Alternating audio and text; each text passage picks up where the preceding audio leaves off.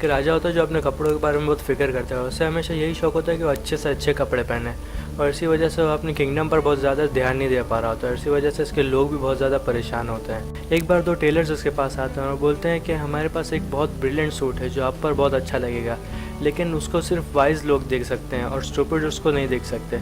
Tailors वो बोल के वहाँ से चले जाते हैं, और फिर जब टेलर्स उसे वो सूट दिखाने के लिए बुलवाते हैं तो राजा उधर खुद नहीं जाता बल्कि अपने दो वज़ीरों को भेजता है। वज़ीर जब वहाँ पे पहुँचते हैं सूट देखने के लिए और उस सूट का बॉक्स खोलते हैं तो वज़ीर देखते हैं कि उस बॉक्स में तो कुछ भी नहीं है। तो क्योंकि वज़ीरों को खुद को स्टूपिड नहीं दिखाना होता है तो उस सूट की तारीफ़ करते हैं और फिर वहाँ से आ जाते हैं। और फिर थोड़े टाइम के बाद वो वक्त भी आ जाता है जब राजा को वो सूट पहन के अपने लोगों के सामने जाना होता है।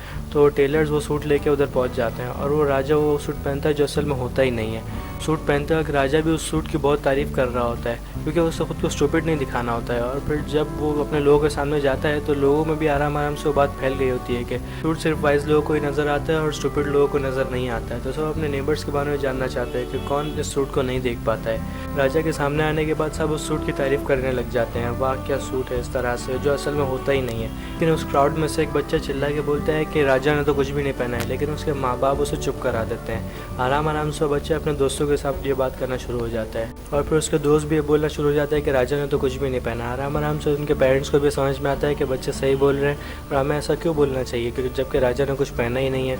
तो फिर लोग भी ये बोलना शुरू कर देते हैं कि राजा ने तो कुछ पहना ही नहीं है, और राजा को भी इस बात का एहसास होता है कि ये सही बात है और उसने बहुत गलत कदम उठाया जिसकी वजह से बहुत बड़े क्राउड के सामने बगैर कपड़ों के खड़ा होता है। लेकिन फिर भी उस बात को एडमिट नहीं करता और वहाँ से चला जाता है। और इसी तरह का हमारा एजुकेशन सिस्टम है जो हमारी आने वाली जनरेशन को रियल वर्ल्ड के लिए तैयार ही नहीं कर रहा, और उसे इस बात का पता भी है लेकिन उसे वो एडमिट नहीं करेगा। तो सबसे पहले पेरेंट्स की जिम्मेदारी जो अपने बच्चों को फाइनेंशियल नॉलेज दे, वो नॉलेज दे जिनकी उन्हें सबसे ज़्यादा अपनी रियल लाइफ में ज़रूरत होगी। अगर वो चाहते हैं कि उनके बच्चे कभी फाइनेंशियली सफ़र ना करे तो उन्हें पहले से तैयार करके रखें, बजाय अपने बच्चों को ये कहने के कि वो स्कूल जाए, अच्छे ग्रेड्स हासिल करें ताकि उन्हें एक अच्छी नौकरी मिले। टेक्नोलॉजी ऐसा सेक्टर है जिसमें हर वक्त चेंजेस आती रहती हैं और इसका टाइम पीरियड ये है कि इसमें 18 मंथ्स के अंदर अंदर चेंजेस आ जाती हैं। जैसे कि अगर कोई चीज़ अभी सोची गई है तो 18 मंथ्स के बाद वो लॉन्च हो जाएगी। लेकिन एजुकेशन ऐसा सेक्टर है जिसमें बहुत स्लो चेंजेस आती है, और ये दूसरा ऐसा सेक्टर है जिसमें सबसे ज़्यादा स्लो चेंजेस आती है। एजुकेशन में 50 साल के अंदर चेंजेस आते हैं। जैसे कि अगर कोई बुक अभी लिखी गई है एजुकेशन के ऊपर तो 50 साल के बाद वो इम्प्लीमेंट की जाएगी एजुकेशन सेक्टर में। ये सब बातें मैंने आपको रॉबर्ट कियोसाकी की books why A student work for C students and B student do government job से बताई है।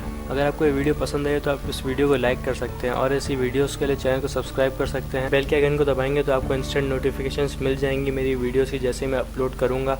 और फाइनली थैंक्स फॉर वॉचिंग।